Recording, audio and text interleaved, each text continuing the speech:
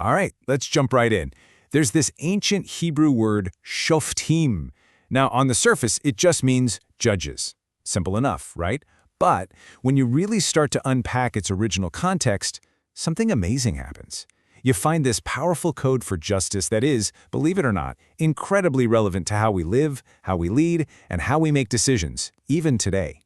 So that really brings us to the big question we're tackling here. How on earth does an ancient law, one given to a nation literally building its society from scratch, somehow hold a blueprint for us for navigating all the complexities of our modern world? Well, that's what we're here to find out. So first things first, who was this command actually for?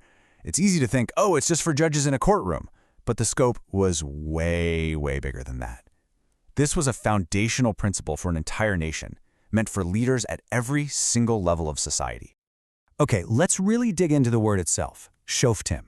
Yeah, the simple translation is judges, but the role was so much more than that. I mean, we're not just talking about people with gavels and robes.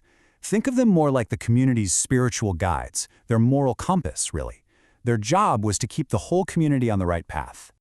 Now, what's really fascinating is that before the text even gets to the ideal, what these leaders should do, it starts with what they shouldn't. It gives these 3 critical warnings. It basically identifies the universal human failings that, let's be honest, always threaten to mess with our judgment. And it doesn't matter if it's in an ancient city gate or a modern boardroom. So, what are they? The text lays out 3 barriers that are basically as old as humanity itself. Number 1, judging by appearances. 2, accepting bribes. And 3, perverting justice. So, let's break each of these down. Okay, so barrier number 1, judging by appearances. And, this goes so much deeper than just how a person looks.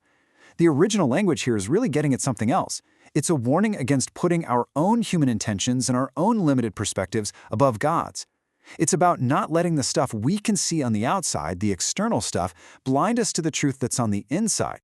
And this idea, well, it's not a one-off. It's a theme you see again and again throughout the texts. I mean, think about it. When the prophet Samuel is sent to find the next king, he's basically told, hey, don't look at how tall or handsome these guys are.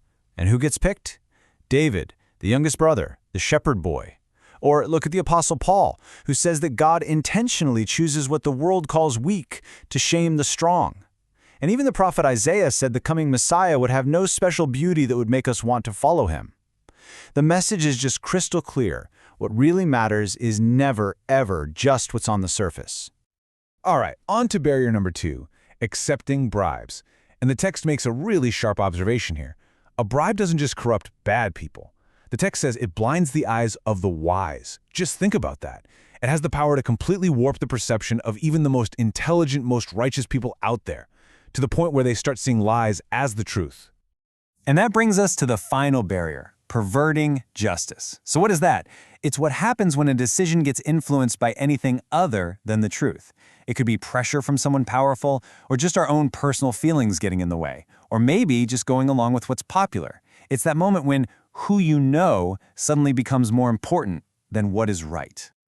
Okay, so after laying out these 3 huge corrupting forces, the text does a complete pivot. It shifts from all the things you should not do to the one single proactive, positive command that is the absolute heart of this entire code for justice. And this kind of leaves us with a really important question, doesn't it? If we are all so easily fooled by appearances, so easily swayed by influence, so quick to bend the truth, I mean, if our own judgment is so fundamentally flawed, what's the solution? What are we supposed to do? Well, the answer is right here, in this powerful command from Deuteronomy, justice, justice, you shall pursue. In the original Hebrew, that's Tzedek, Tzedek, teared off. Now, you have to understand, whenever a word is repeated back-to-back like that in the original text, it's for maximum possible emphasis. It's like they're hitting the bold, underlying, and italics button all at once. This is the core of the whole thing. So what exactly is Tzedek? Because just translating it as justice kind of sells it short. It doesn't capture the full picture. It really means righteousness. It's this idea of being in right alignment with God, like having your own internal compass perfectly calibrated to His true north. It's about getting the relationship right first, and then the right actions will naturally follow. And here's the crucial takeaway. To pursue Tzedek means willingly handing back the authority to decide what's good and what's evil. It's a conscious choice to say, you know what? The standard for judgment isn't going to be my own flawed opinion or my feelings or whatever's trending today. Instead, it's about placing that standard back where it originally belonged, with God. But wait a minute, that kind of raises another problem, right? How can flawed people like us possibly pursue a perfect standard of righteousness? Well, this is where the source texts take a really fascinating turn, because they connect this abstract principle, Tzedek, to a specific person. And here's the paradox. The command is to pursue righteousness, or tzedek. A person who embodies that is called a tzaddik. But then the New Testament, quoting the Old Testament, says it bluntly, there's no one righteous, not even one. So if none of us are righteous, how in the world are we supposed to pursue a standard of perfect righteousness? It seems impossible. Well, the way this source material resolves this tension is by drawing a really stark contrast. On the one hand, you have any human attempt at being a tzaddik, a righteous person, which is always going to be flawed, always limited.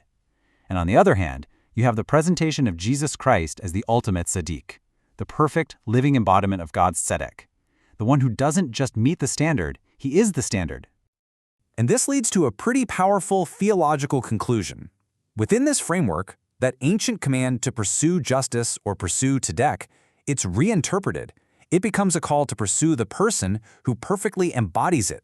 The whole goal shifts. It's no longer about us trying to achieve some flawless standard all by ourselves. It's about pursuing a relationship with the one who is that standard. Okay, so that's the big idea. But how does this actually change the way we judge things in our day-to-day lives? Well, there's a story in the New Testament that brings this whole concept into sharp, really practical focus. So Jesus tells this parable about a servant who owes his king just an astronomical, completely unpayable debt. The amount is 10,000 talents. Now, to put that in perspective for us, in today's money, you're looking at something like $25 billion. It's an absolutely impossible sum, and yet the king forgives the whole thing, just wipes it clean. But then, and this is the kicker, that same servant, literally moments after being forgiven a $25 billion debt, goes out and finds another servant who owes him a few months' pay. Maybe, $6,000? And he grabs him and demands to be paid back like right now. The difference between those two amounts is it's shocking. And that's the whole point. And that is the core lesson of the story. Our new standard for judging isn't supposed to be our own little fragile scale of right and wrong. The new standard, this new Tzedek, is supposed to be the lens of the immense, almost unbelievable grace that we ourselves have been given. The way we judge others has to flow from our own experience of being forgiven. And believe it or not, this brings us right back to where we started, back in the book of Deuteronomy. The same book that tells us to pursue justice. There's this prophecy about a future prophet, someone who would be even greater than Moses. And the command for what to do when he arrived was incredibly simple. You are to listen to him. And this is presented as the ultimate way to find that one true standard we've been talking about. So in the end, this ancient code leaves us with a very modern, and I think, a deeply personal question. When you make a judgment call, whether it's about another person, a situation, or even about yourself, what's the standard you're using? Is it your own, or is it one based on a righteousness and a grace that comes from outside yourself? Really, it boils down to this. Whose standard are you judging by?